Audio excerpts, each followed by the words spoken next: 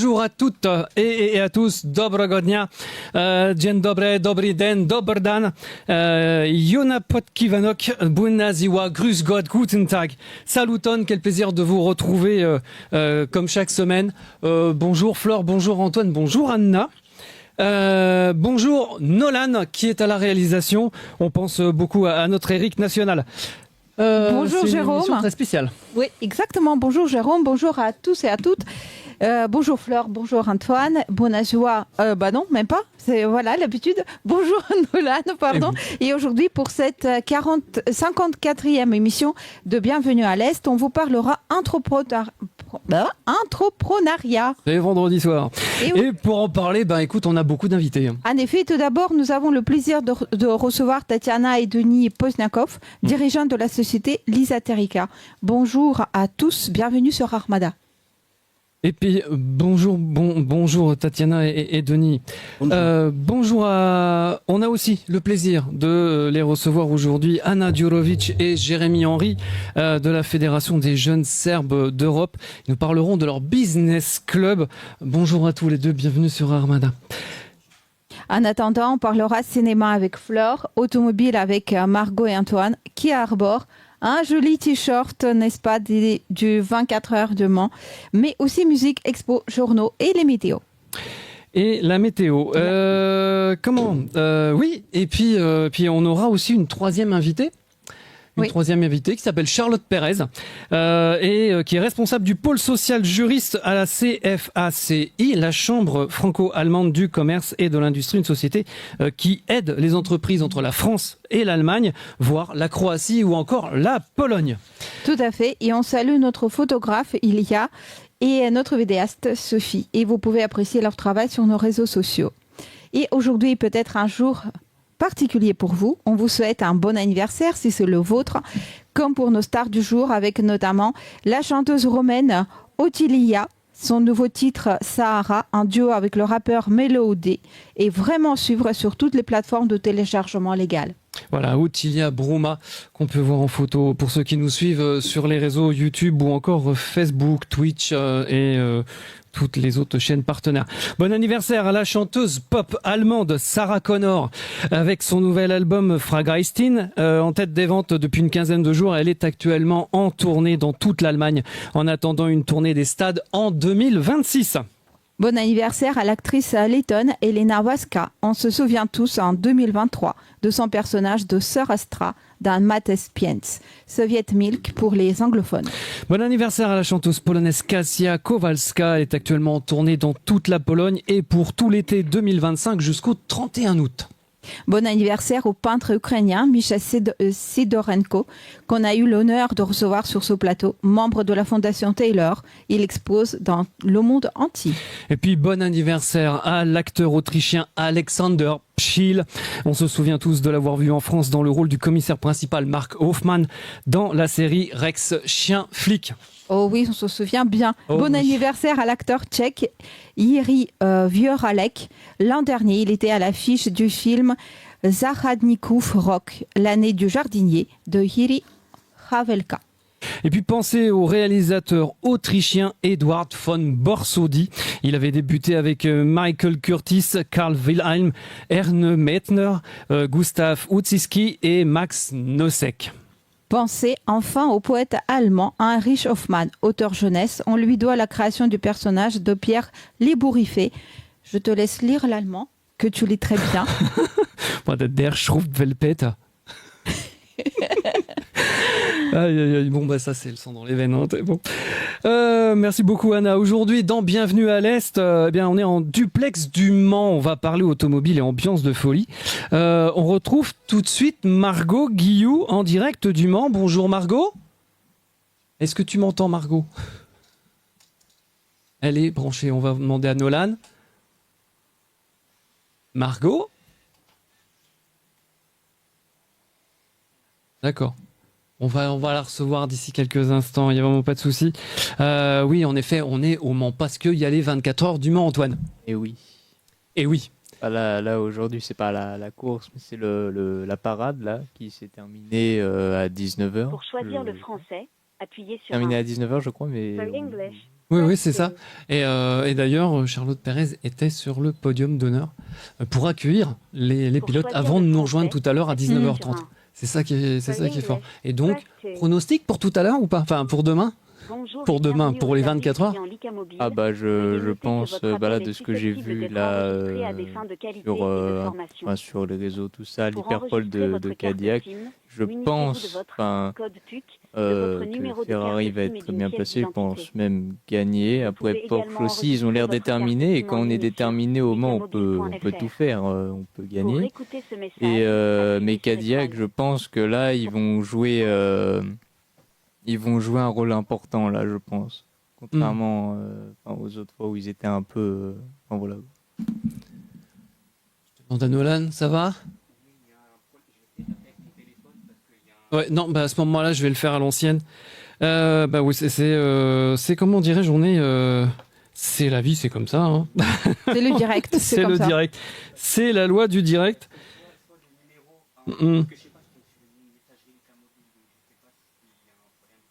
Ah, d'accord, ok. Eh ben, c'est pas grave. C'est pas grave. On va faire ça à l'ancienne. Allô, Margot? Oui. Allô, Margot, oui. Tu nous entends? Oui, super. Et vous m'entendez? Ah bah, écoute, oui. Oui. Ah bah, tant mieux. Bouge pas. Je vais. Alors, voilà, on te voit à l'écran. Bouge pas. On va faire un petit voyage, une petite discrétion. Vas-y. Hop. C'est bon. Ça marche? Ça marche? Alors, on va récupérer Margot. Est-ce que ça fonctionne? Oui. Oh, c'est pas vrai. D'accord. Oui. Allô? Non.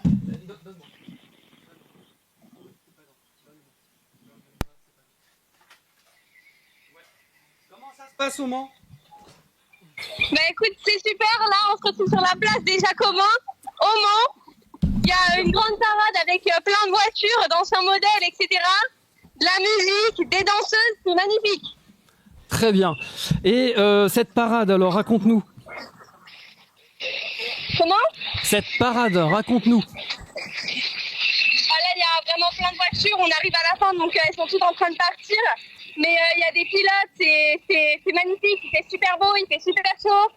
On a 33 degrés ici, c'est incroyable. Il y a beaucoup de monde. Il y a 100 000 personnes qui sont attendues aujourd'hui à la parade, donc c'est impressionnant. C'est génial. Écoute, éclate-toi bien. Franchement, tu nous enverras des photos. On va vous mettre les photos de Margot sur les réseaux. Il n'y a vraiment pas de souci. C'est hyper génial. Merci beaucoup, Margot. De rien. J'ai un amateur du Mans, si vous voulez. Oui, bien sûr. Comment il s'appelle? Là, on retrouve Mathias qui vient au Mans pour la 4e fois. Lui, il a ses grands-parents qui habitent ici, donc il a l'habitude de venir. Bonjour Mathias. Bonjour à tous. Bonjour, bienvenue sur Oui, bonjour à tous sur le plateau. Alors Mathias, raconte-nous comment ça se passe cette année.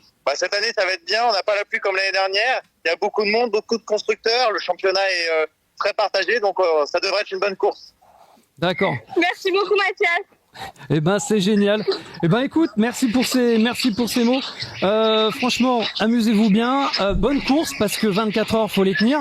En plus, je pense que comme d'habitude, il va pleuvoir. C'est obligé.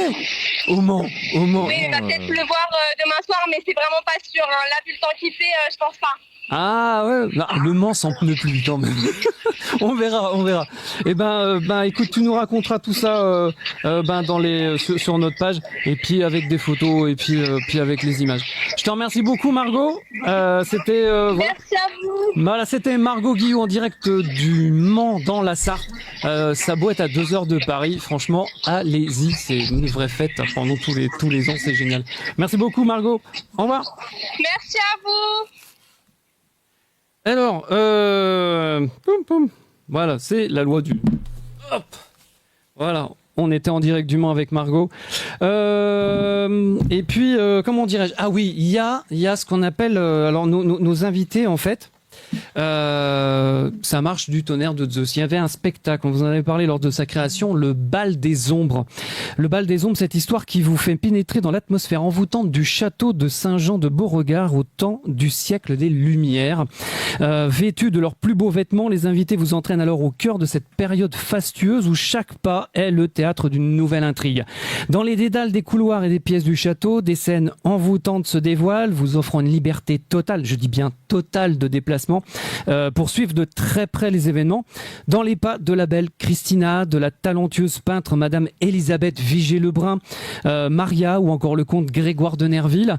Ici, la frontière entre fiction et réalité s'efface, laissant le passé prendre vie, un passé d'où surgit un terrible secret, jetant une ombre sur la splendeur de la soirée. Une multitude de secrets enfouis alimente le mystère, au cœur duquel la place des femmes dans l'art et dans la société se révèle être un jeu crucial, tissant une toile où vérité et mensonge se confondent. Ce spectacle vraiment unique est de et avec Stéphane Russell et Marina Delmonte, qu'on a pu voir dans le rôle de Marie-Antoinette dans La Guerre des Trônes sur France Télévisions, mais aussi Vanda Beffa, Stéphanie Marino, Luc Franquin, Paul Arven et Baptiste Schilling. Je dis toute la distribution parce que c'est un spectacle vraiment rare et de haut vol. Créé par la compagnie Les Imagités et le collectif d'artistes Sang et Chocolat, et bien ce spectacle immersif est prolongé jusqu'au 27 et 28 juin prochain. En attendant, voici quelques images.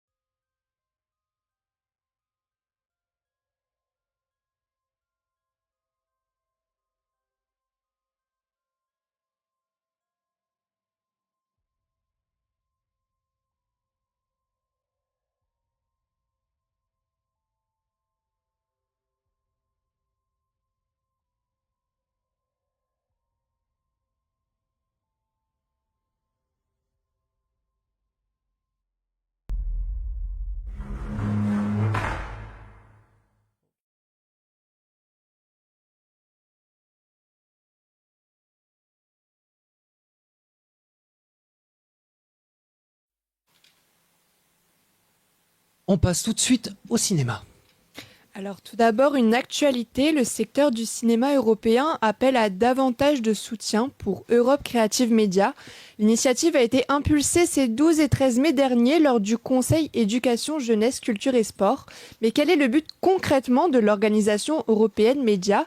Eh bien, elle garantit un écosystème cinématographique et télévisuel européen fort, dynamique et indépendant. L'objectif des signataires, qui comprend des réalisateurs, des producteurs, des agents de vente, des exploitants de cinéma, ainsi que des distributeurs et des festivals, est de convaincre les décideurs politiques à maintenir Média comme un programme distinct dans le prochain cadre financier pluriannuel. Ils ont également plaidé pour l'allocation budgétaire la plus élevée possible et un équilibre stratégique entre les priorités culturelles et industrielles. Les organisations ont souligné la contribution du secteur aux valeurs démocratiques, à la diversité culturelle, à la cohésion sociale et à l'innovation économique. Ils ont également souligné la nécessité de mécanismes de financement stables et durables de l'Union européenne adaptés aux besoins du secteur, en particulier dans le contexte de la transformation numérique du secteur et des incertitudes géopolitiques. La culture favorise le sentiment d'appartenance et l'engagement civique, conclut la déclaration. Et dans le contexte actuel, ce soutien est plus nécessaire que jamais. On va poursuivre cette chronique avec une récompense. En effet, Iris Todorov a reçu la 15e récompense pour son film Embrasse-moi dans la catégorie Libertà di Gusto du festival Officine Social Movie à Arezzo en Toscane en Italie. Cette récompense l'a beaucoup ému à Vouans-sur-Seine. Je ne sais même pas comment expliquer à quel point je suis heureux. Et ensuite, direction Annecy qui accueille depuis le 8 juin le Festival international du film d'animation. Il s'agit du plus ancien festival international du film d'animation et ouvre ses portes aux meilleures œuvres du monde entier. Dans cette 49e édition, la Slovaquie est mise à l'honneur avec Tales from the Magic Garden qui concourt dans la section contre-champ qui se consacre au long métrage. Vous pourrez également découvrir Magicianul, le magicien du réalisateur roumain Bogdan Mureșanu. Après la réussite de son long métrage Ce Nouvel An qui n'est jamais arrivé, paru en 2024, ce dernier revient sur le devant de la scène avec un court métrage de 24 minutes. Dans Le Magicien, nous sommes dans la ville portuaire roumaine Sulina en 1910. L'électricité fait ses débuts dans la ville, mais un prestidigitateur lui tente une dernière prouesse dans un monde qui change. Réalisé par Bogdan Mureșanu, dont le film multiprimé Ce Nouvel An qui n'est jamais arrivé est encore en salle. Ce court-métrage d'animation en 3D, poétique et nostalgie, est une coproduction entre la Roumanie, la Croatie et la France. Voici la bande-annonce.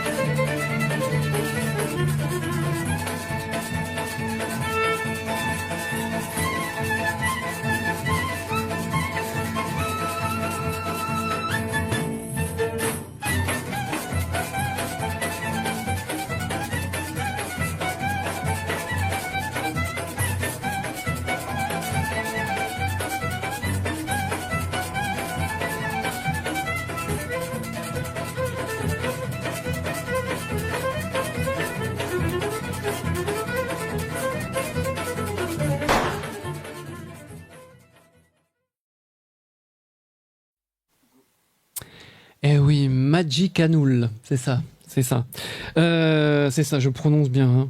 Magicianul. Voilà. De Bogdan Mureșanu, si ça passe par chez vous, allez le voir. On passe aux charts. Côté charts, on part en République tchèque avec le featuring de Izo, PTK, Robin Zoot, Nintendo et Hector.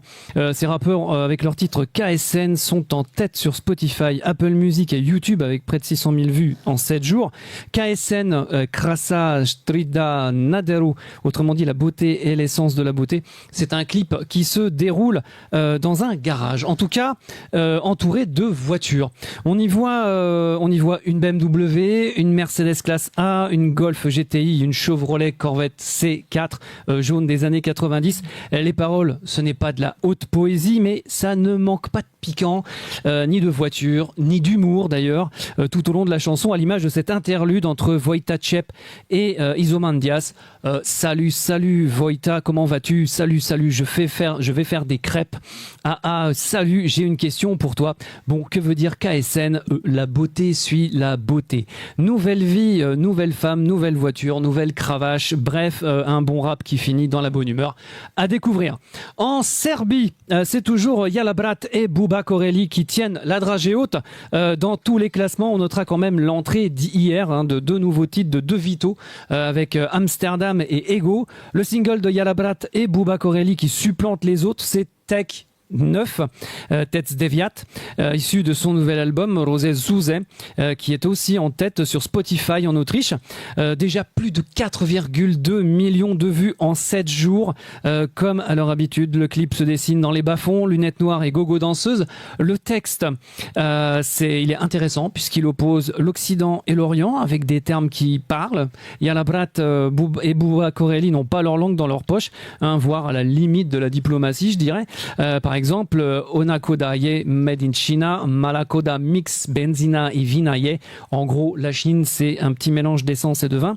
Ou encore Blueberry ou Risley, Superman, Batman, DC, ye, Vamakrai, Sebliji, Mi Vazdavrelimi ou Gigi. Yeah, bon, je vous laisse traduire. On part en Ukraine. Oui, non, mais c'est vrai, c'est à première vue, c'est très exactement, c'est ça. Le serbe était très bien, merci beaucoup Anna. Oui, non, c'est qu'est-ce que ça veut dire ça? Vanakraj se blíží, my vás dávreli mi užiji. Pardon. Oui. Pour vous, la fin est proche. Nous, pour nous, en gros, on est chaud. D'accord. Voilà, c'est Bon, du rap. Voilà, c'est du rap. C'est du rap. On part enfin en Ukraine avec le phénomène Drevo. Merci beaucoup, Anna. Avec son nouveau single Smaradovic Nebo, qu'on pourrait traduire par Ciel d'émeraude, Drevo tient toujours la tête des plateformes de téléchargement légal, que ce soit sur iTunes, Spotify, Apple Music, Shazam et YouTube, avec 4,6 millions de vues sur YouTube pour le clip. Plus de 6 millions en 2 semaines pour la version audio. Le clip sorti le 22 mai dernier commence par 2 amis qui papotent sur la terrasse en prélude du clip. La chanson commence dans un cadre champêtre en mode pique-nique où Drevo est allongé sur la nappe, enlaçant sa petite amie, allégorie de son public. Répétition dans l'appartement, face à face dans les champs avec sa petite amie, silencieuse, qui aimerait danser. Les mots sont forts, on m'a envoyé une chanson, il n'y a plus de place dans mon cœur brisé, ça fait longtemps que la guerre n'est plus là.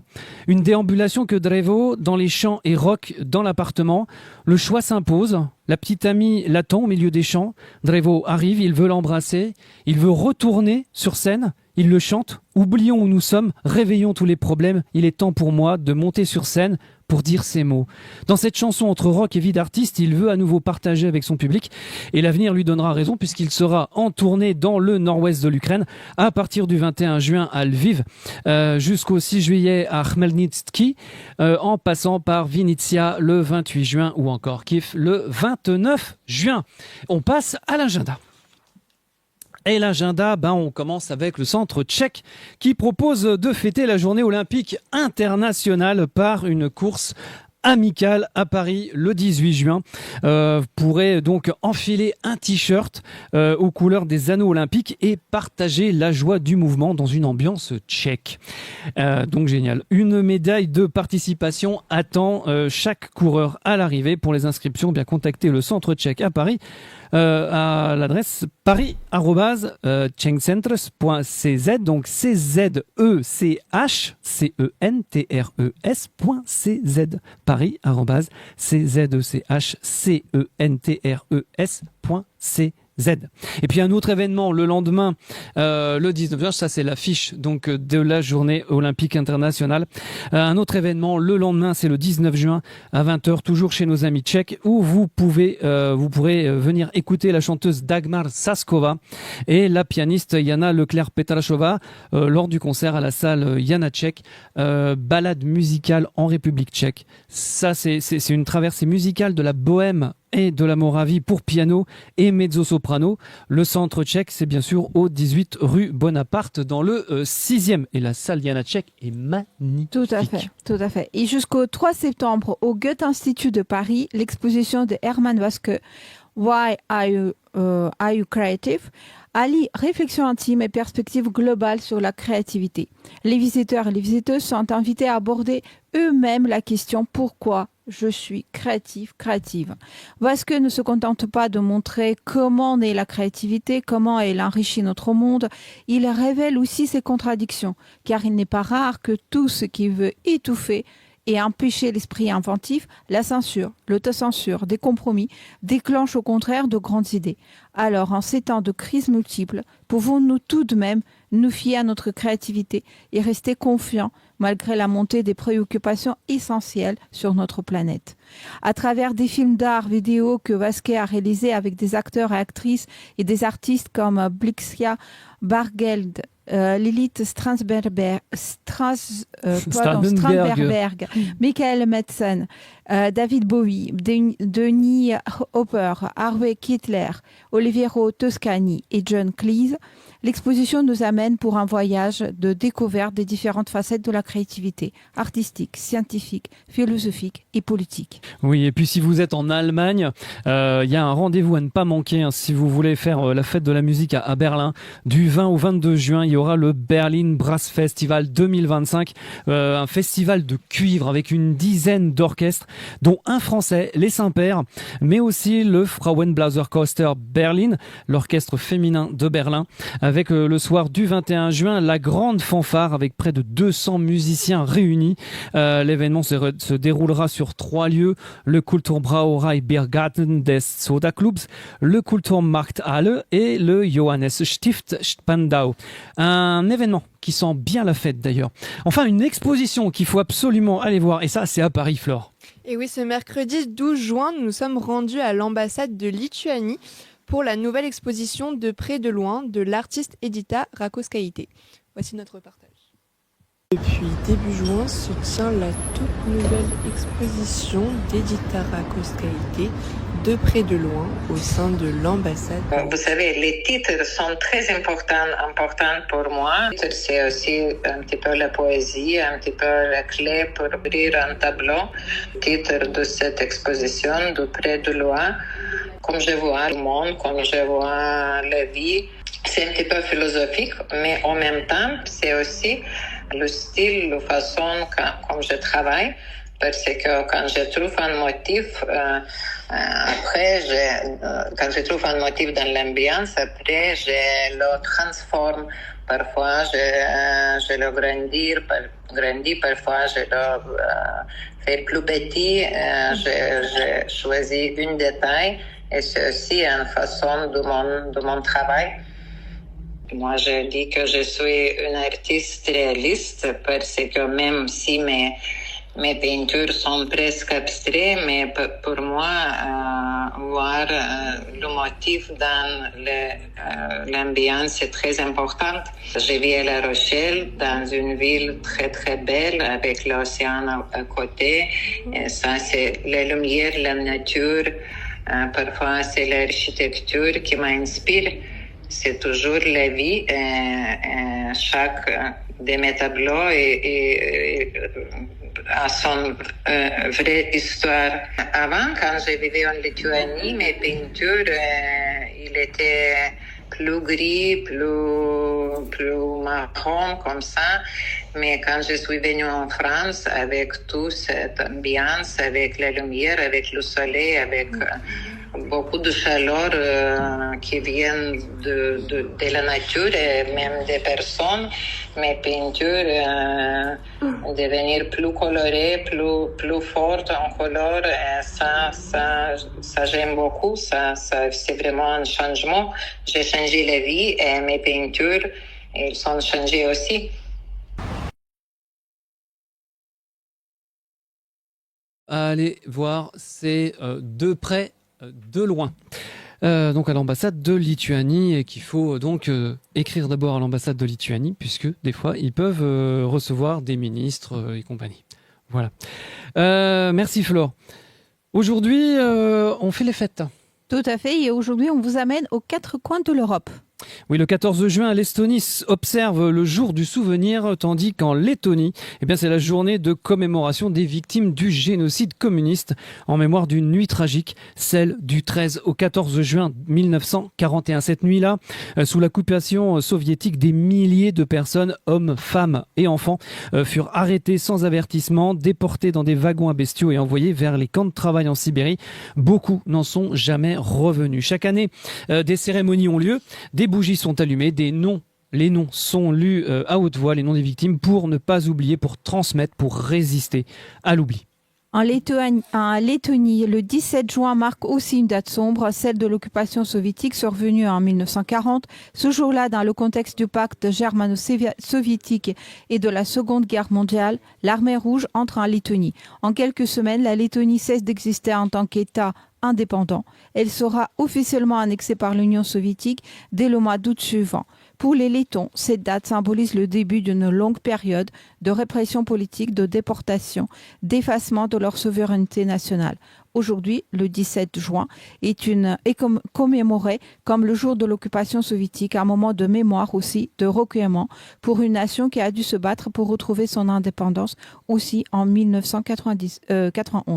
Oui, et puis le 19 juin, plusieurs pays européens marquent des célébrations religieuses et importantes dans une grande partie de l'Allemagne, notamment en Bavière, dans la Hesse, dans le Bade-Württemberg et en Rhénanie, mais aussi en Autriche, au Liechtenstein, en Croatie, en Bosnie-Herzégovine et en Pologne. Eh bien, c'est le jour de la fête Dieu, appelé Fronleichnam en allemand, Tielowo dans les pays slaves du Sud, ou encore Dzień Bożego Ciała en polonais, excusez-moi mon polonais. Cette solennité catholique célèbre la présence réelle du Christ dans l'Eucharistie.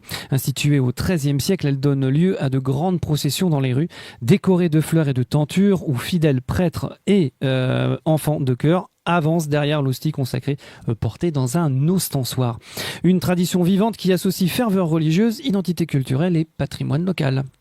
Mais le 19 juin est aussi une date politique. En Hongrie, on commémore la journée de la Hongrie indépendante. Cette journée rend hommage au retrait définitif des troupes soviétiques en 1991, marquant ainsi la fin de la présence militaire étrangère et de la pleine reconquête de la souveraineté hongroise après la chute du rideau de fer.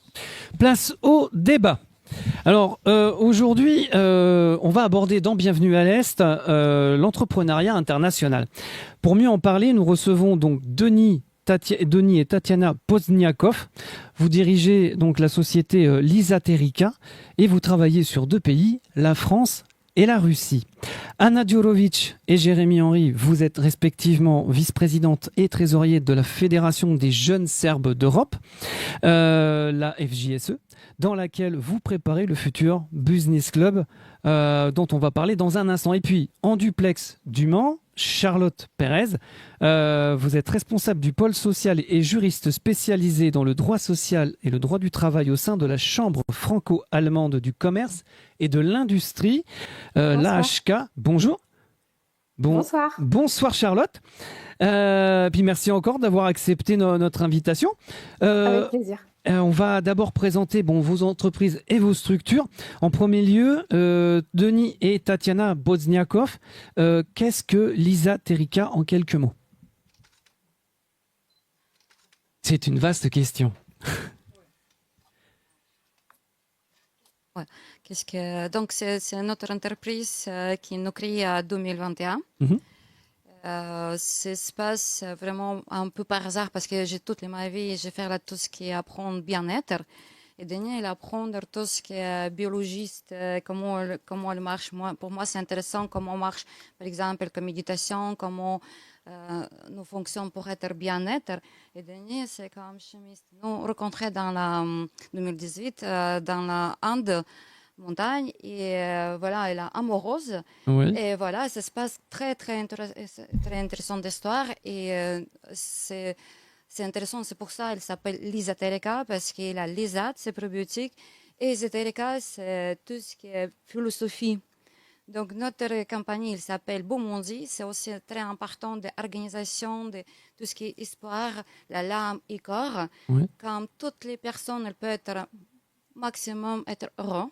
Maximum, comment c'est l'organisation. Ouais, donc, nous créons 2021. C'est une salle entreprise de 2 personnes. Et donc, comme c'est intéressant d'organiser toutes les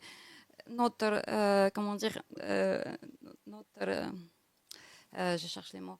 Notre expérience organisée tous les 2. Donc, moi, je suis française, j'habite 28 ans en France. Et Denis, avant, elle habite en Russie. D'accord. Voilà, donc nous commençons à créer notre première sérum qui fabriqué en Russie, à Novosibirsk, pendant 1 an et demi. Mais comme ça se passe une petite période qui est un peu compliquée, je peux dire comme ça, entre Europe et Russie, ouais. C'est bien sûr que c'est compliqué.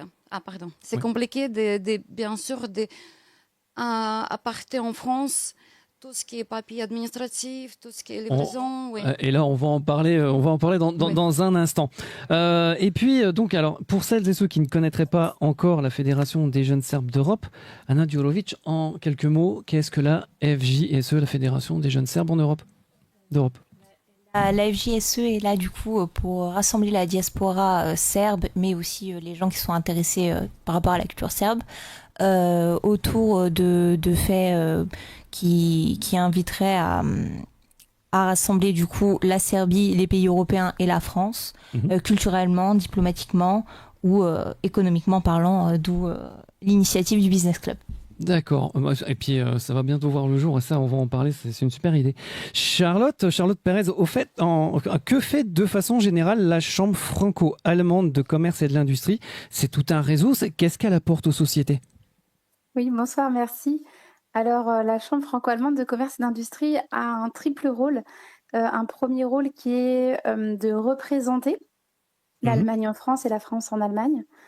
C'est une association de membres, donc de par ce statut, nous avons des membres et nous effectuons des prestations de services pour nos membres, que ce soit dans le domaine juridique, dans le domaine marketing, de la communication, de l'environnement et j'en passe. D'accord.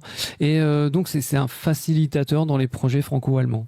Exactement. On aime dire que nous sommes eine Brücke, donc c'est-à-dire un pont entre la France et l'Allemagne. Les sociétés ont leurs projets, leurs idées, ne connaissent pas, par exemple, le français ou le droit français et nous les aidons dans toutes les démarches. Ça, c'est bien ça. Une question à peu près, enfin pour tout le monde. Pourquoi, Anna, pourquoi c'est important de faire vivre ces relations internationales? Oui, c'est ça. Donc, c'est vraiment pourquoi c'est important, quelle que soit la taille de l'entreprise. En quoi les relations internationales, la coopération internationale est importante? Qu'est-ce que vous apporte la coopération? On va peut-être commencer. Charlotte? Oui, bien sûr. Qu'est-ce que ça rapporte? Ouais.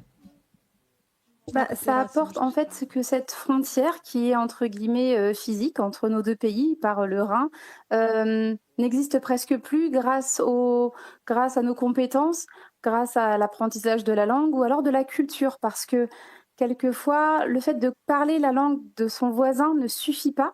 Il faut pouvoir le comprendre dans sa manière de penser, dans le raisonnement.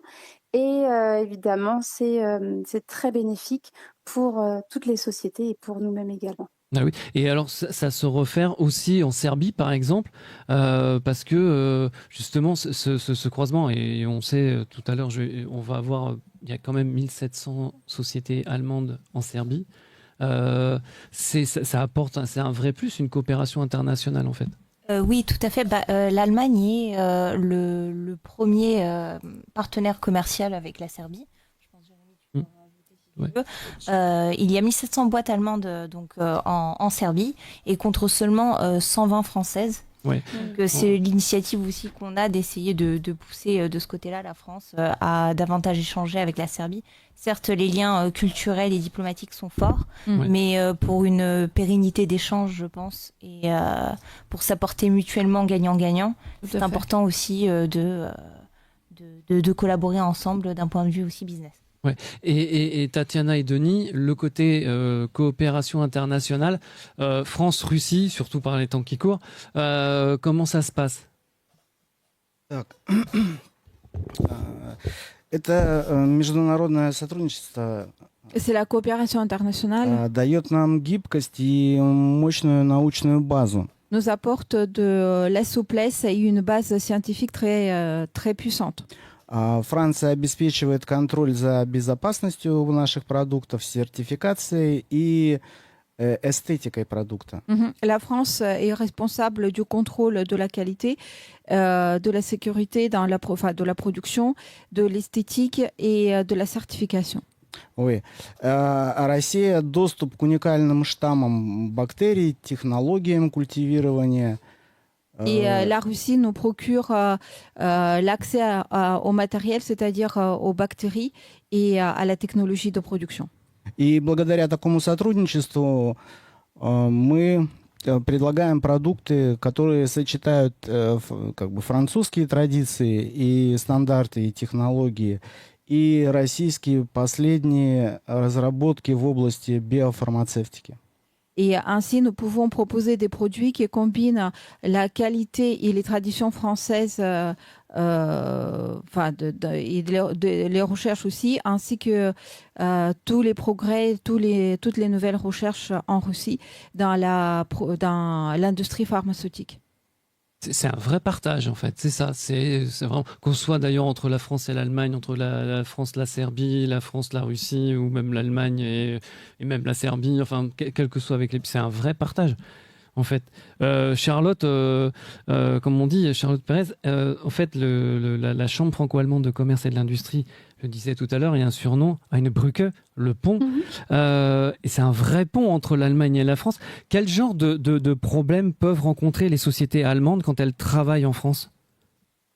Beaucoup. Beaucoup Beaucoup, parce que la législation française est quand même assez particulière. Ouais. On a des spécificités bien à nous, comme les 35 heures, des jours fériés à gogo. Donc là, je vous cache pas qu'en mai, les sociétés se font des nœuds au cerveau en Allemagne en se disant « Waouh, en France, mais quand est-ce qu'ils travaillent ?»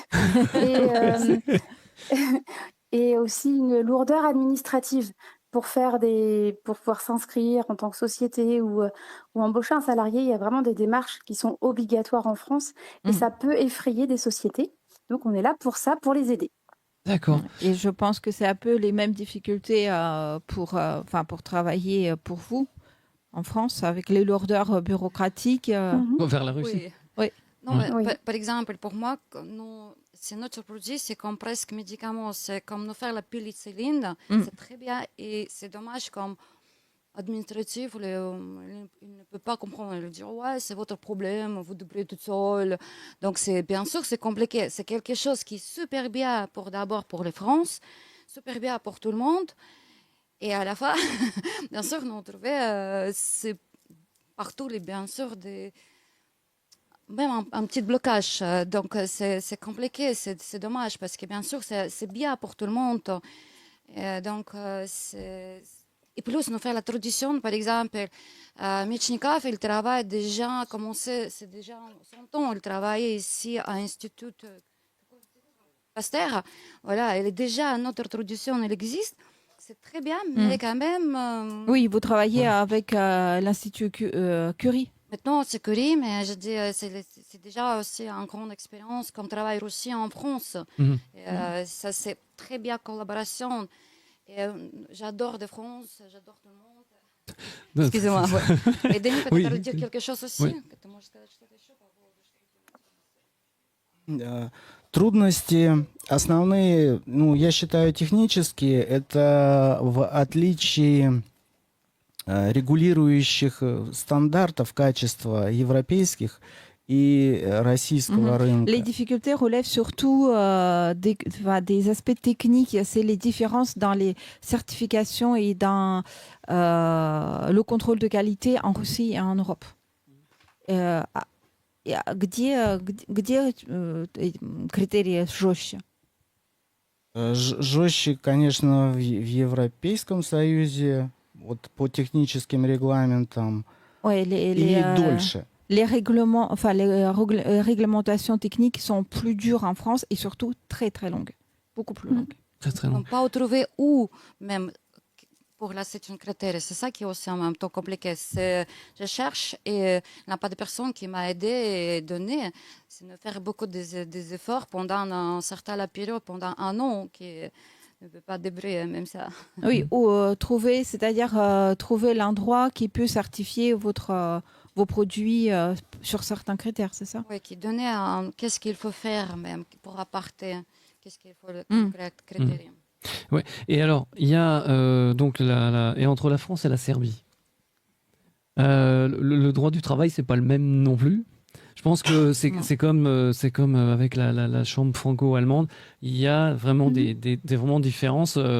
C'est assez flagrant. Enfin, est-ce qu'ils sont surpris autant que les Allemands en fait quand ils nous voient arriver? Oui, effectivement, alors je suis pas un expert du droit du travail serbe, mais effectivement,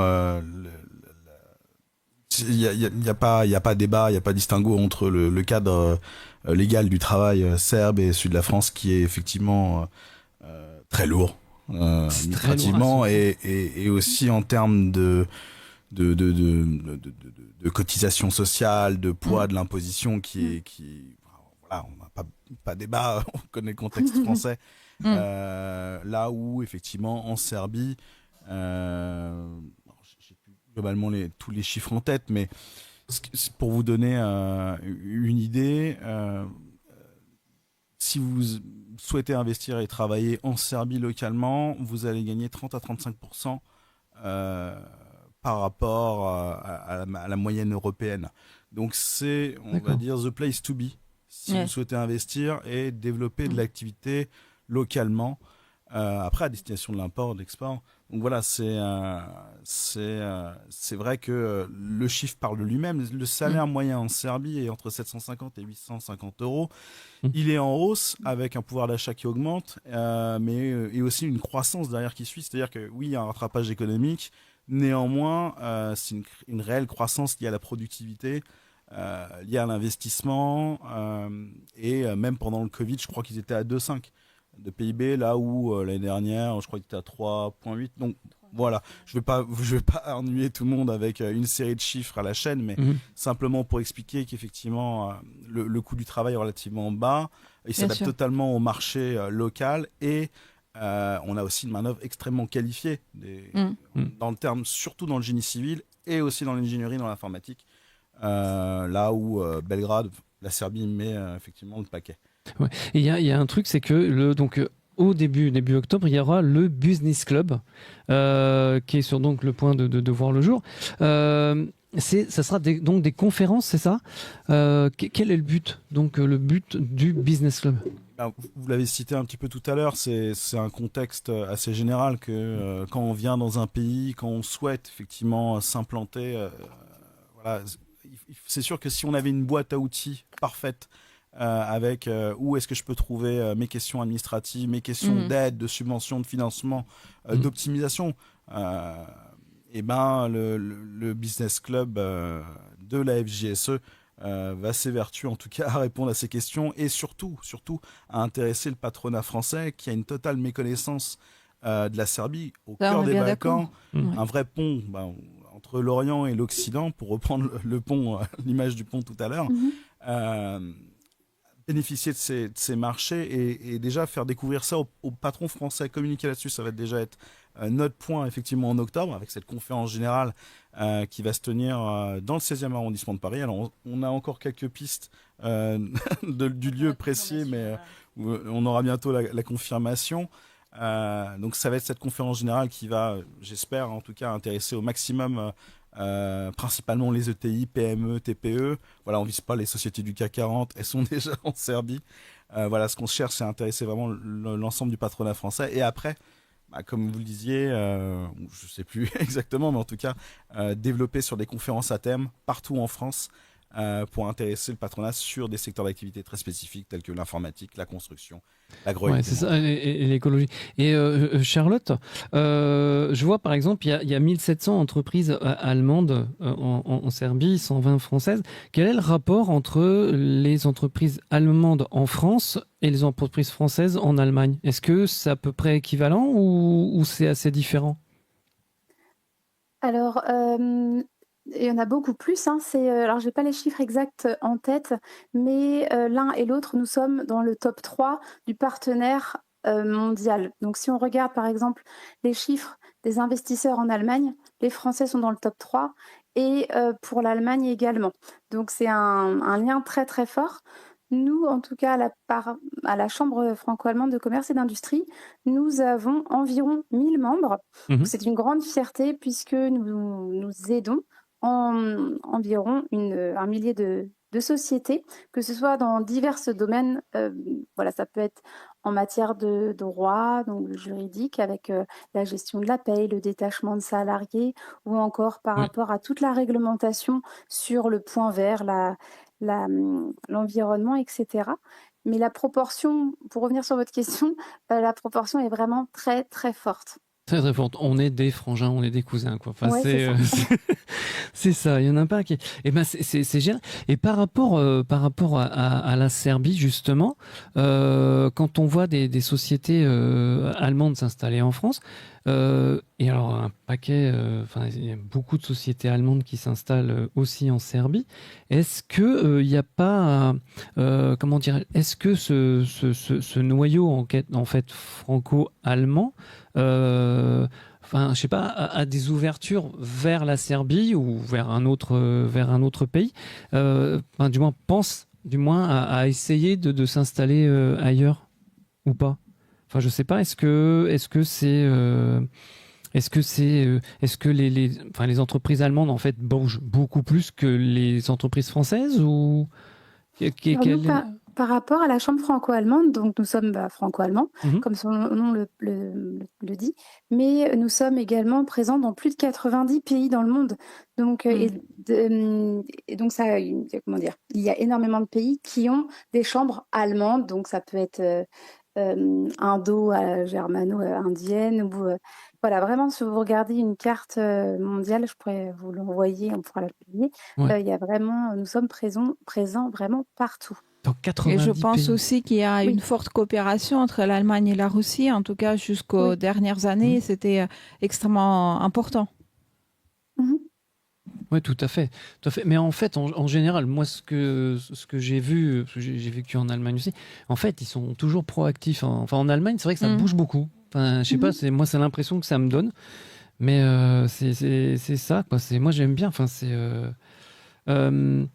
comment dirais-je? Il y a une histoire. Je vais revenir par rapport à la Serbie et à la France, parce que comment on s'installe dans un pays si on ne le connaît pas, par exemple. Et en fait, il y a une histoire qui est magnifique. C'est celle d'Estelle et de Cyril Bongiro, qui sont viticulteurs bourguignons et qui sont installés en Serbie par hasard. Anna, est-ce que tu peux raconter l'histoire de cette installation, parce que c'est avec plaisir. En fait, lors de notre dernier voyage à Belgrade avec Jérémy le mois dernier, on a eu la chance de rencontrer Raphaël Dayan, qui a un bar à vin dans Belgrade, Organski Podrum, et donc vous pouvez boire des vins naturels serbes et français aussi, mais lui il essaye de faire surtout du local. Et donc, il nous a expliqué qu'il y a plusieurs Français en fait qui sont venus s'implanter en Serbie pour faire justement du vin, et dont Estelle et Cyril. Et donc leur histoire, c'était que ce sont ils viennent de Bourgogne. Ils avaient donc leur viticulture ici, leur vin, et lors d'un voyage, ils faisaient un road trip en fait dans les pays de l'Est, et ils ont crevé ou ils ont eu une panne, je sais plus. En Voïvodine, et donc Cyril est parti se balader pour essayer de trouver de l'aide, et en fait en revenant il a dit à Estelle, moi je crois que j'ai trouvé un endroit où on pourrait s'installer pour faire notre vin ici, et donc ça fait maintenant quelques années qu'ils sont là-bas. Ils ont l'air très satisfaits aussi de la terre, donc c'est plutôt bon signe, et leur vin est très très bon. Je recommande fortement. Vous pouvez du coup en acheter sur Organski Podrum. Je sais qu'ils ont une boutique aussi en ligne, il me semble. Donc, D'accord. Comme quoi, tu vois, on s'installe, tout le monde peut s'installer. On peut être français à s'installer en Allemagne. Par pur hasard. Par pur hasard, même par pur hasard. Non, c'est vrai. Tatiana et Denis, en quoi consiste donc l'interaction entre la France et la Russie? C'est ça. J'entends de l'eau, c'est pour ça. C'est entre l'interaction, comment ça marche? Est-ce que c'est simple au niveau, je sais pas, administratif ou pas? Comment ça marche? C'est très très compliqué. C'est très compliqué. Oui, faire beaucoup de choses pour fabriquer en France, et beaucoup de fabrication. Quelques semaines, elle dire ouais c'est compliqué, on ne sait pas qu'est-ce que ça veut dire les aides, je ne sais pas comment il faut partir, etc. Donc bien sûr, on est obligé de chercher comment fabriquer, je ne sais pas, au Kazakhstan, ou Lettonie ou d'autres pays, parce que pour la France, ils n'aiment pas les compliqués. c'est difficile. Les banques, c'est aussi. Donc, beaucoup de choses. C'est à cause de ça, bien sûr. C'est comme nous organisé 2021. Et jusqu'à maintenant, c'est toujours ne peut pas en ce moment vendre en France. Pourquoi? Parce que c'est compliqué. En Russie, bien sûr, elle était vendre, c'est très bien marche. Mais nous essayons de faire l'entour à partir, nous essayons de fabrication en France. Et c'est toujours... assez brûlant. Et vous cherchez à vous installer sur d'autres pays autres que la France et la Russie? Oui, c'est presque. Elle a déjà quelques propositions. Par exemple, le Kazakhstan, c'est presque. Elle a aussi une offre à Chine. Donc, voilà. Mais après, bien sûr que ce n'est pas notre rêve. C'est pas contre, mais quand même, c'est intéressant pour nous de faire la fabriquer en France. Pardon, excusez-moi. Oui, fabriquer en France, c'est intéressant, bien sûr. Ouais. Mais nous obligés quand même. Faire, première chose, c'est plus facile faire là, par exemple, le Kazakhstan. Et après, à partir en France, en Europe. D'accord. C'est notre rêve, mais après, comme je sais, comme c'est notre produit, en ce moment, c'est meilleur dans le monde. C'est pas juste, non, c'est pas publication, ce n'est pas blabla. C'est vraiment, comme justifié, comme nous faire quelque chose qui est incroyable, qui n'existait pas.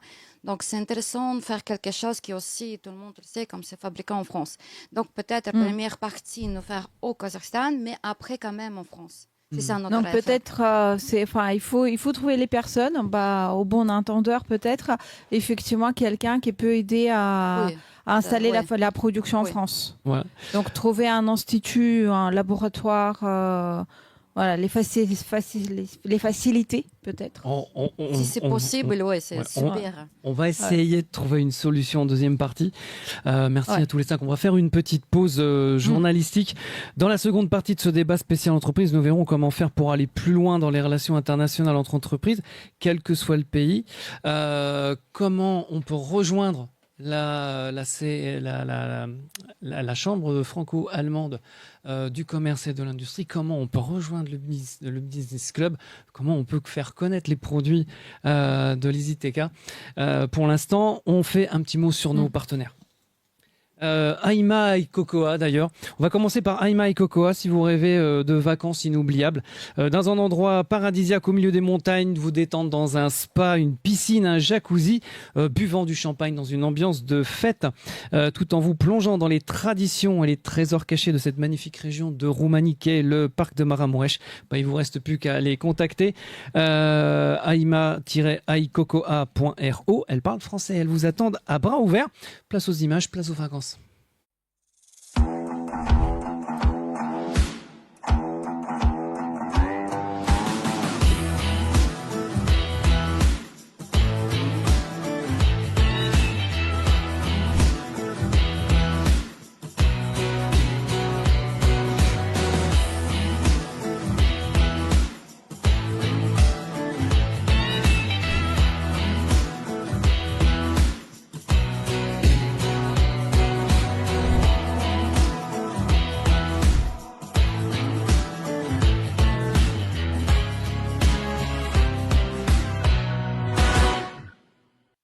La fédération aussi France-Slovaquie, association européenne qui vous fait découvrir la Slovaquie comme à la maison à travers leurs événements comme le dimanche 28 juin prochain à 15h.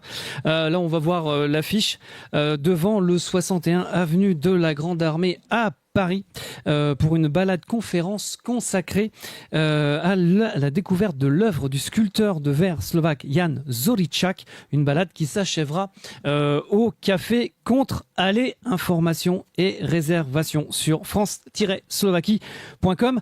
Il est 20h, on va passer directement au journal. Tout à fait. Allemagne. Attends, générique d'abord. Oui. En plus, il est beau. Il est signé Flore Marcassin et je tiens d'abord à l'applaudir. Merci.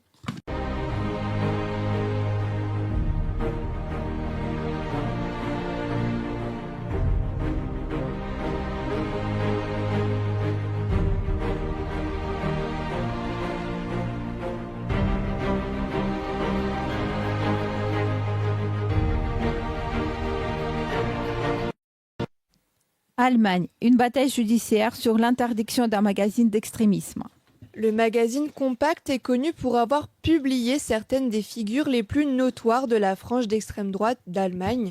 Il a été interdit à la publication pour la première fois l'année dernière.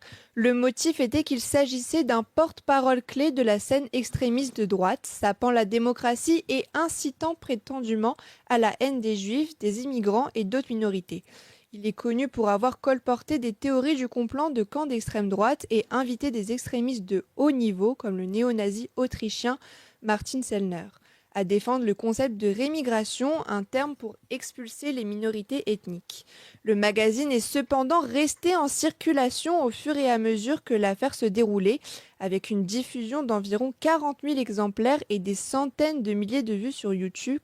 Compact a acquis une influence au-delà de la scène d'extrême droite. Le fondateur et rédacteur en chef du magazine, Jürgen Elsasser, essaye de diversifier les médias pour atteindre le grand public.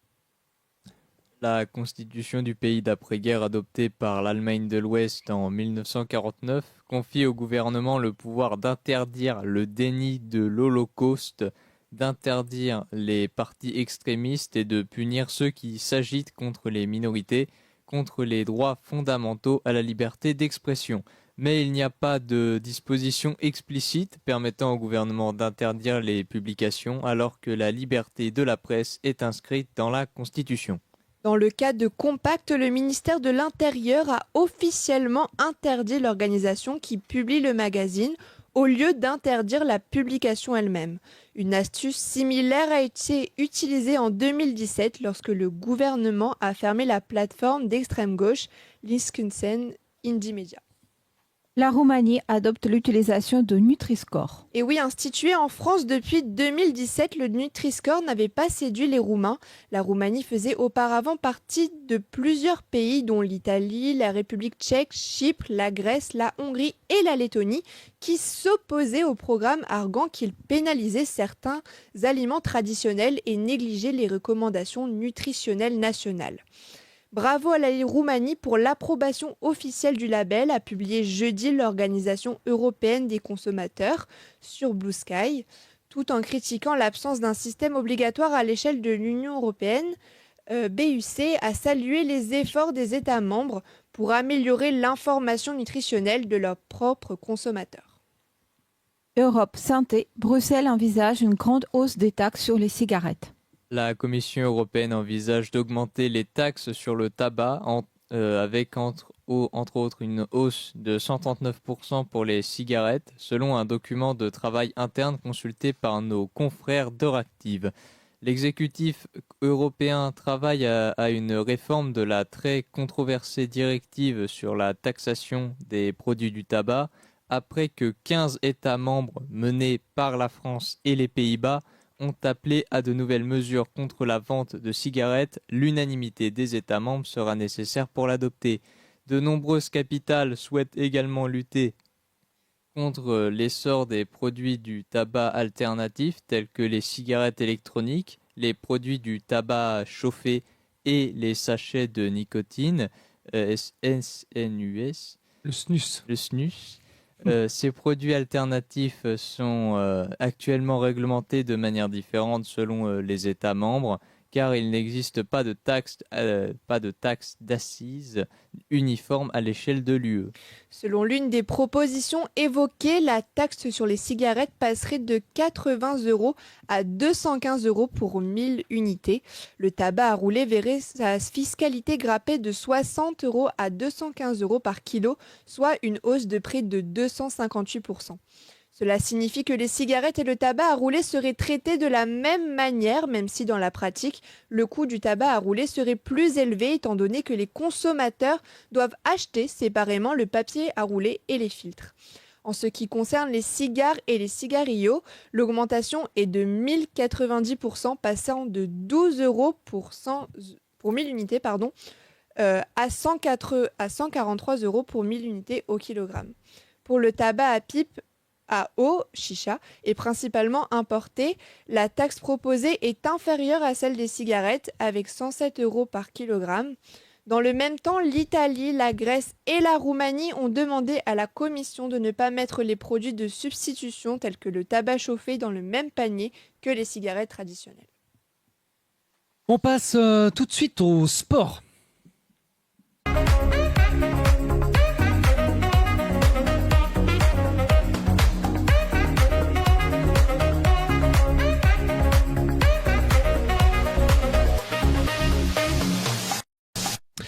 Week-end automobile, Antoine. Car ce vendredi annonce le retour de la Formule 1 pour le Grand Prix du Canada sur le circuit Gilles Villeneuve. Tous les pilotes sont attendus pour les essais libres qui seront aujourd'hui.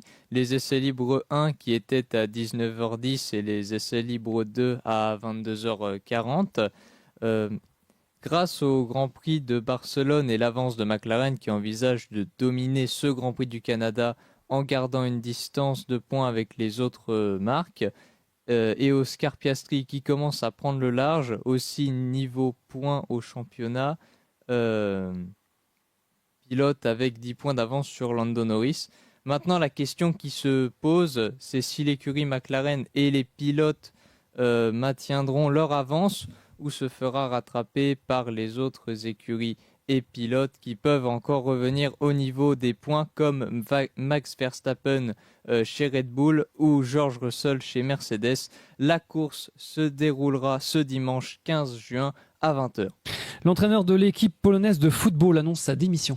Et oui, le sélectionneur de l'équipe polonaise de football, Michael Probierz, a annoncé jeudi sur la plateforme X qu'il démissionnerait de ses fonctions pour le bien de l'équipe nationale après un conflit ouvert avec la star Robert Lewandowski. Son départ précipité intervient 2 jours après une défaite contre la Finlande 2-1 mardi en qualification pour le Mondial 2026. Cette défaite laisse les Polonais à la 3e place du groupe G de la zone européenne après 3 matchs. À la suite de ce match, le coach a décidé de priver Lewandowski du brassard de capitaine des Białystok, les blancs et les rouges. Peu après, le joueur du Barça a annoncé qu'il se mettait en retrait de la sélection tant que Probierz serait au poste. En poste depuis le 20 septembre 2023, Michael Probierz a dirigé l'équipe nationale lors de 21 rencontres. Son bilan est de 10 victoires, 4 matchs nuls et 7 défaites. Son équipe a été éliminée dès le premier tour de l'Euro 2024. On continue avec nos jeunes U19 avec l'Euro. Oui, l'Euro U19, c'est parti. Ce soir, ils viennent de commencer. Dans le groupe A, la Roumanie affronte le Monténégro qui avait éliminé en mars dernier la Géorgie.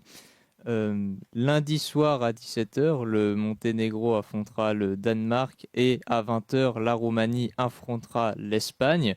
Jeudi prochain, le 19, ce sera au tour du Monténégro d'affronter l'ogre espagnol et la Roumanie, le Danemark. Demain à 19h, ce sera le tour de l'Allemagne dans un classique du football avec Allemagne-Pays-Bas, un groupe relevé, quasi un groupe de la mort, puisque dans ce groupe B se trouvent aussi l'Angleterre et la Norvège. Seuls les 2 premiers de chaque groupe se qualifieront pour la phase finale des qualifications de l'Euro U19. À noter que la semaine prochaine, vous pourrez suivre avec nous en direct à partir de 19h le match Norvège-Allemagne. Handball au féminin, on connaît l'équipe type européenne de l'année. Et oui, élue à l'issue d'un scrutin auprès des joueuses, des entraîneurs, des médias et du grand public, chacun comptant pour 25% du total des voix, la capitaine et la vice-capitaine des Bleus, l'arrière-gauche Estelle Zeminko qui joue à Győr, à Hongrie, et l'ailière-gauche Messine Chloé Valentini, ont été élus ce mercredi dans l'équipe européenne de l'année signée par l'EHF, la Fédération européenne de handball. Avec ces 2 joueuses, la France est le 2e pays le plus représenté dans cette équipe type derrière la Norvège, qui a placé 4 représentatrices parmi les 8 élus. La demi-centre Eni Restag du club danois Ersberg, la pivot défenseuse Kari Bratsdahl et l'immense Catherine Lunde, élue meilleure gardienne. La Hongroise Victoria Győri-Lukács est élue au poste d'ailière droite et enfin le poste d'arrière droit a été décerné à la Néerlandaise John Usher. On notera que parmi ces 8 handballeuses élues, 5 postes sont attribués à des joueuses du club hongrois Győr, vainqueuse de la Ligue des Champions, la 7e de son histoire du championnat de Hongrie et finaliste de la Coupe de Hongrie. Merci Florian-Antoine. Il est 20h10, place à la météo européenne.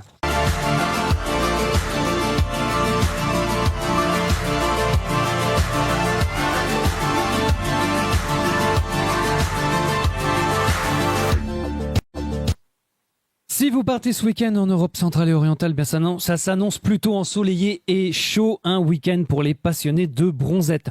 Samedi matin, le soleil s'imposera partout sur le continent, sauf sur la Biélorussie et l'Ukraine où ce sera couvert, on va voir la carte bientôt. Ce sera couvert à Kiev ou encore à Vinnytsia. Des nuages qui iront jusqu'à l'Oural. Attention en Ukraine aux rafales de vent pouvant atteindre 50 km/h. Côté température, ça variera de 13 à 16 degrés sur les Pays-Baltes. Il fera 14 degrés à Vilnius, 15 degrés à Kiev et à Varsovie, 16 degrés à Prague, 17 degrés à Bratislava, 18 degrés à Berlin, à Budapest, à Belgrade et à Sofia, 19 degrés à Zagreb, 20 degrés à Bucarest. Des températures fraîches quand on sait qu'à Paris, il fera déjà 26. Samedi après-midi, ça va un peu se gâter par l'est du continent avec quelques nuages, voire de la pluie sur les pays baltes et sur l'Ukraine où on attend même des orages au sud du pays, des orages qui iront jusqu'à Nijni Novgorod en Russie. Le reste du continent centre-européen sera sous le soleil. Côté Mercure, on attend de 18 à 20 degrés sur le front est du continent, 19 degrés à Kiev ou encore à Vilnius, 22 à Varsovie, 24 à Sofia, 26 degrés à Bratislava, à Belgrade, à Zagreb et à Bucarest, 27 degrés à Prague et à Budapest et ça montera même jusqu'à 28 degrés à Berlin. Dimanche matin, le soleil sera de retour sur tout le continent sans exception. Attention cependant en Ukraine avec toujours ces rafales de vent sur Vinnytsia pouvant atteindre 55 km/h. Les températures, elles, seront vraiment agréables. Ça ira de 15 à 17 degrés sur le front est. On attend 18 degrés de minimum à Sofia, 19 degrés à Varsovie et à Bratislava, 20 degrés à Prague et à Budapest et 21 degrés de maximum pour les matinales à Berlin, à Zagreb, à Belgrade et à Bucarest. Dimanche après-midi, ce sera du même acabit sur tout le continent, si ce n'est quelques nuages sur l'Europe orientale, voire de la pluie jusqu'à l'Oural et toujours ces rafales de vent jusqu'à 55 km/h sur Vinnytsia en Ukraine. Ça va souffler jusqu'à la fin du week-end. Sinon, un très grand soleil sur le centre de l'Europe.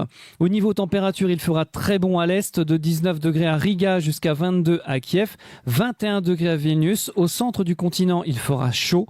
On attend 26 degrés à Varsovie, à Bucarest et à Sofia, 28 degrés à Budapest, à Belgrade et à Zagreb, 29 degrés à Bratislava, 32 degrés à Prague. Le maximum, c'est pour Berlin avec 33 degrés. Place à la suite de notre spéciale entreprise.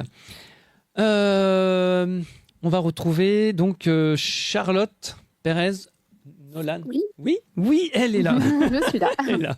Je ne voyais pas, Nolan ne m'a pas fait de signe, donc c'est très bien. Voilà, on va commencer par la HK, la CFACI, la Chambre franco-allemande du commerce et de l'industrie. Tout d'abord, au niveau d'une carrière professionnelle, Charlotte Pérez, si on a un attrait pour la France et l'Allemagne et qu'on souhaite rejoindre une structure dynamique et renforcer les relations franco-allemandes sur le long terme, on peut envoyer un CV à la Chambre ? Oui, avec plaisir. Vous pouvez envoyer un CV. Donc, soit on le traitera par rapport à nos besoins en interne, mais nous avons également une page internet où nous publions des offres d'emploi franco-allemandes. D'accord. Et d'ailleurs, on va voir le site, voilà, franco-allemand.com, mais tout accroché. Voilà, c'est ça. Vous avez une version en français et puis en allemand. Voilà. Donc, si vous voulez rejoindre la chambre franco-allemande du commerce et de l'industrie, vous faites franco-allemand.com et puis vous avez tout ce qu'il faut pour rejoindre et pourquoi pas installer votre société en Allemagne ou si vous êtes allemand en France. Exactement. Et s'il y a des sociétés françaises ou allemandes et des sociétés qui souhaitent s'implanter en France, il faut parler les deux langues, c'est ça ? Ou pas, Non, pas spécifiquement, puisque nous sommes là pour aider les sociétés. Donc, si une société parle que l'allemand, mais a des super idées et le projet de venir en France, nous, on les accompagne de A à Z. D'accord. Et si c'est une société africaine, ça marche ? Serbe, croate, polonaise, ça marche aussi ? À partir du moment où elle parle allemandes. Donc on a pas mal d'exemples où les sociétés sont sur un autre territoire que l'Allemagne, mais la maison mère qui va prendre toutes les décisions est en Allemagne, et alors elles peuvent passer par nous, il n'y a aucun souci. D'accord, ça c'est génial ça. Ah non, qu'est-ce que tu en penses? C'est vraiment pas mal. Je trouve ça bien, justement. Ça permet aussi à d'autres pays de collaborer plus facilement avec la France et l'Allemagne. Ouais, dans le micro. Exactement, et vous pouvez devenir, pour les sociétés qui le souhaitent et qui ont un attrait, elles peuvent également devenir membres de la Chambre. On propose plein d'événements pour nos membres, que ce soit du petit déjeuner avec le directeur général, ou encore nous allons créer un réseau franco-allemand pour permettre aux sociétés qui ont les mêmes problématiques de se rencontrer, que ce soit dans l'implantation en France, ou alors le fait de vouloir se faire plus connaître, gagner en visibilité. On peut également aider les sociétés. C'est génial. L'union fait la force, comme on dit. Et justement, Anna et Jérémy, on parlait d'événements avec Charlotte. En 2027, l'exposition universelle, elle aura lieu à Belgrade. Oui, tout à fait. C'est une chance vraiment pour la Serbie de pouvoir accueillir le monde entier et la possibilité pour elle aussi d'exposer ses fleurons. Et donc, justement, pour en revenir plutôt peut-être au business qu'aurait pu faire la France avec la Serbie à ce moment-là, tous les gros projets d'infrastructures et autres ont tous été pris par des entreprises chinoises. C'est ça. Donc, typiquement, on aurait pu se positionner sur ce genre d'événements où il y a vraiment du travail, de l'argent qui est en jeu. Et voilà, j'espère que pour une prochaine fois, avec ce qu'on va faire avec la FJSE, ça facilitera justement l'arrivée d'entreprises françaises autres que Vinci. Vinci est déjà implanté en Serbie, mais peut-être des plus petites sociétés, des ETI françaises ou même des PME qui pourraient participer à la construction là-bas, qui est un pays qui est vraiment en pleine reformation. Typiquement, il y a des autoroutes aujourd'hui, où à une époque, il n'y a pas très très longtemps, pour aller chez moi à Kraljevo, il n'y avait pas d'autoroute. Jérémy ne connaît pas ça, maintenant on y est très vite.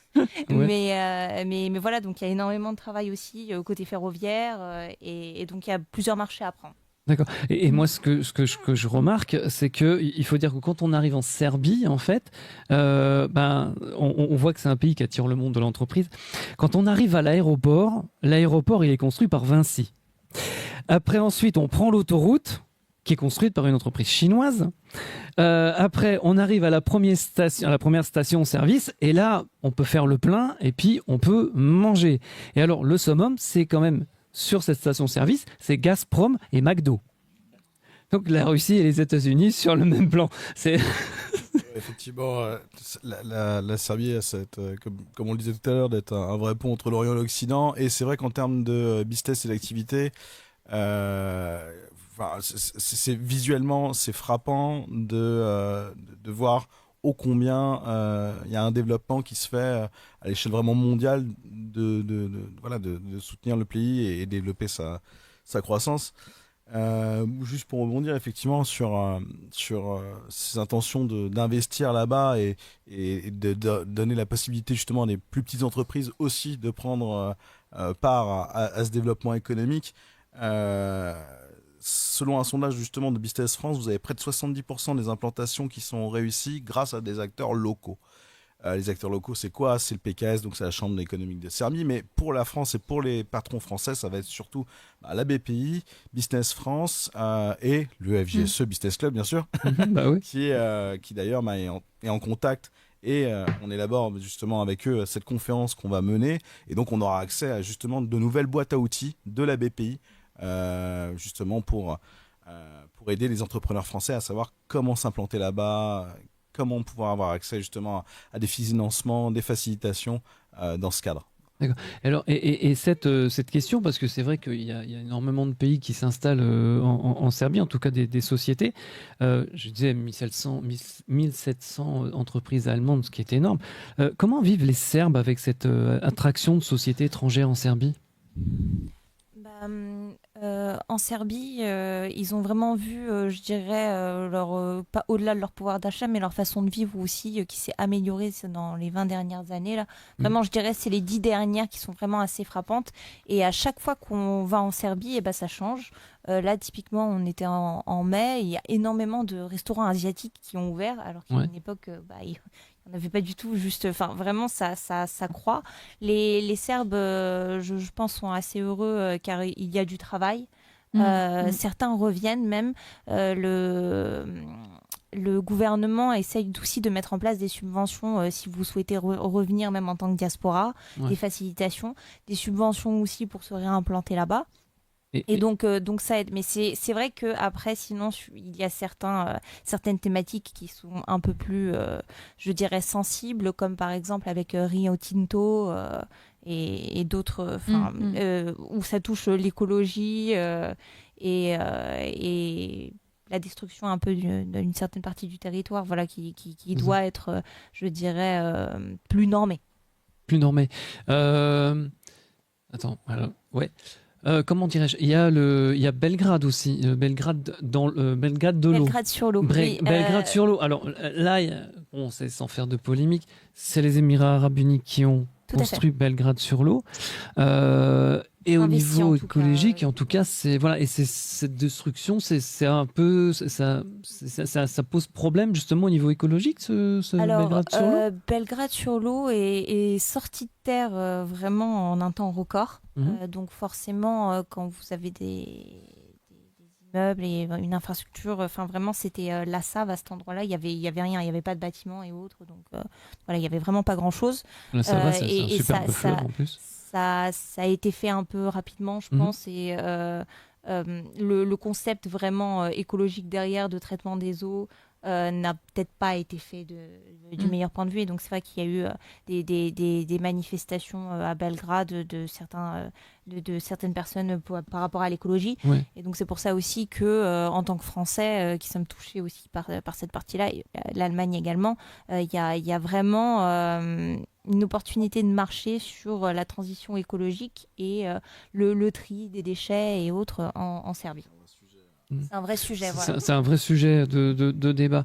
Alors justement, comment on fait pour rejoindre le business club ?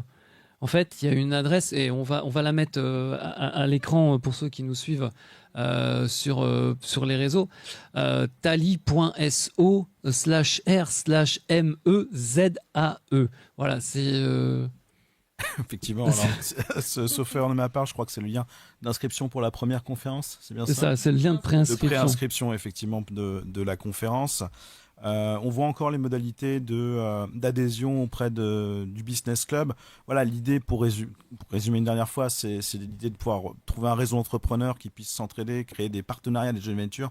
On va retrouver les entrepreneurs typiquement français, serbes ou franco-serbes, et de les soutenir avec tout l'accompagnement qu'on peut leur proposer et le réseau aussi qu'on a et nos petites boîtes à outils, et leur permettre effectivement aussi de se rencontrer lors de ces événements et des conférences à thème qu'on va réaliser. Donc voilà, ce lien peut permettre effectivement à tous vos auditeurs de pouvoir s'inscrire, de pouvoir profiter de cette conférence et notamment du cocktail qui va suivre derrière.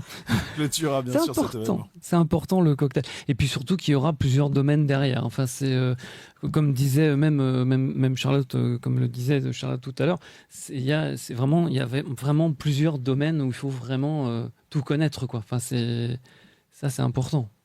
Oui, c'est sûr que lorsque vous voulez vous implanter dans un pays, soit la fiscalité, le droit du travail, la région, l'offre, le produit, la demande. C'est sûr que si vous pouvez trouver une organisation qui a déjà prémâché tout ce travail-là, voilà, c'est très clair. Hein, Charlotte, on est d'accord. Oui, tout à fait.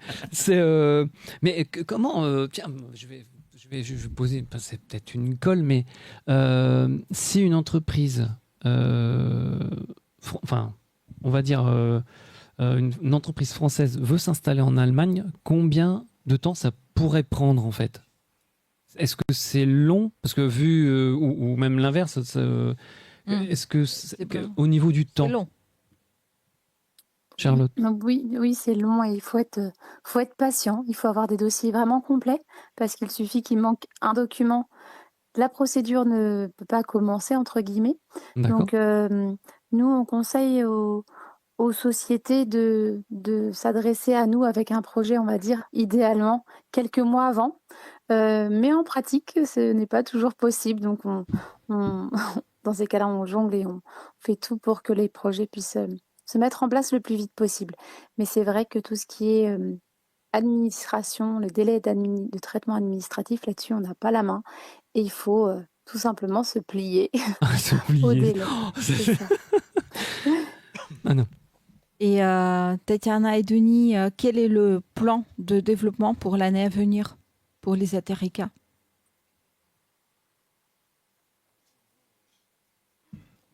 Denis. Спасибо.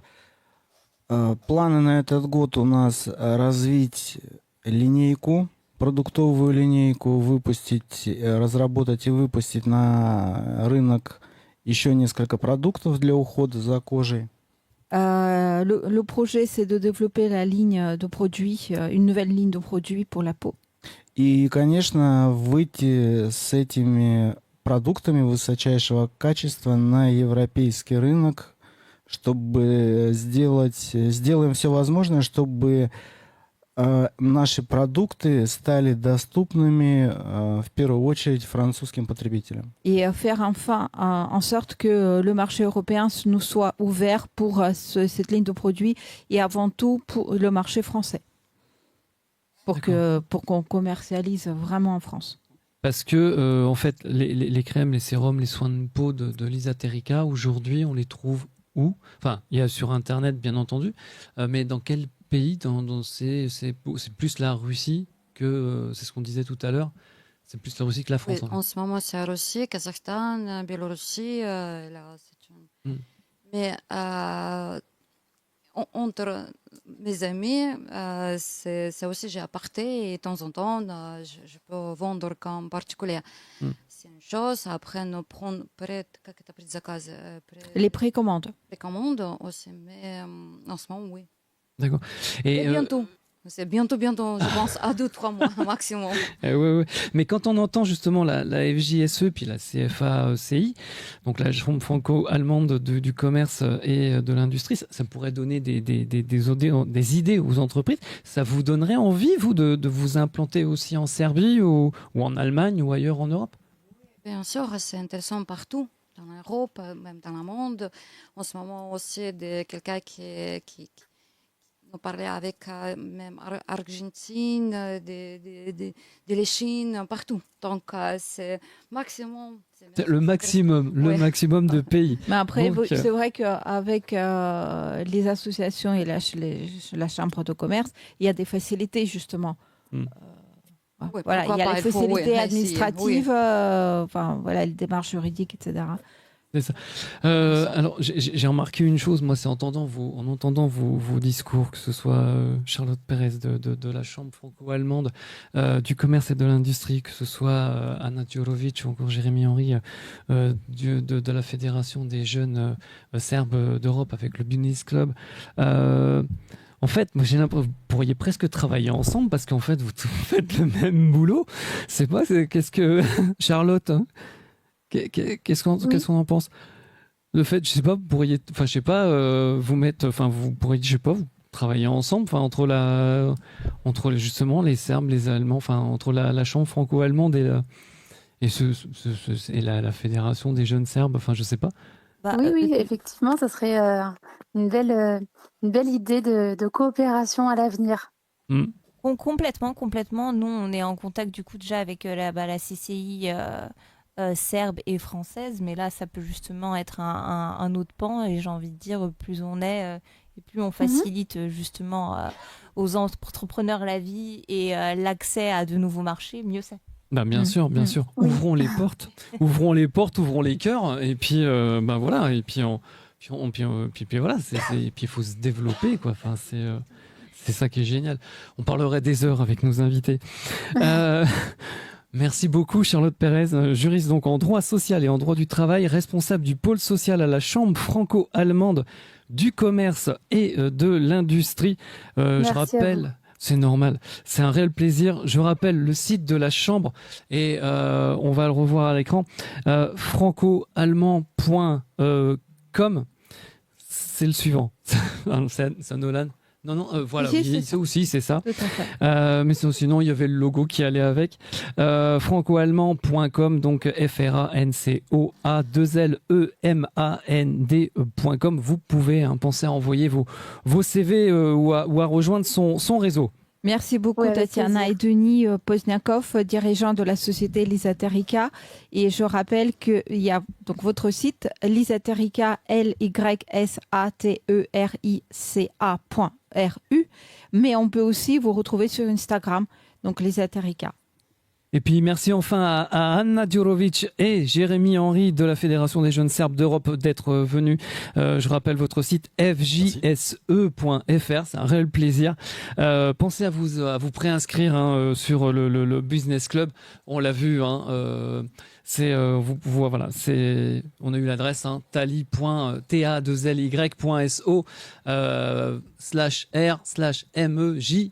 ZAE, mais enfin si vous faites fjse.fr, si vous allez sur le site, oui. Ça, il y aura le lien. Plus simple. Et plus simple. On vous attend très nombreux. Merci. Et vous retrouverez à partir de la saison prochaine un Bienvenue à l'Est spécial entreprise à raison d'une fois tous les 2 mois. Et puis la semaine prochaine dans Bienvenue à l'Est, on parlera poésie avec Gabriel Zimmermann pour son recueil de poèmes Plus loin que l'atelier, paru chez Tarabuste Édition, prix Max Jacob 2025, mais aussi théâtre avec Clémentine Stepanov et son spectacle intitulé Les 7 peurs, actuellement tous les mercredis à la Comédie Saint-Michel. Merci beaucoup d'être de plus en plus nombreux à nous suivre sur les réseaux sociaux, la page Instagram et la page Facebook Bienvenue à l'Est. Merci à Nolan et son équipe d'avoir réalisé l'émission, franchement bravo. Merci beaucoup à Rababaloul pour sa confiance. Merci à nos partenaires à 21h. Vous avez rendez-vous avec Claude Alexis et l'émission Le Fil de l'avenir. Merci Anna. Merci Jérôme et on vous dit à la semaine prochaine. Merci à l'équipe. 19h dans Bienvenue à l'Est. Sur Armada. Gardez le sourire, c'est le plus important. Ciao. Ciao.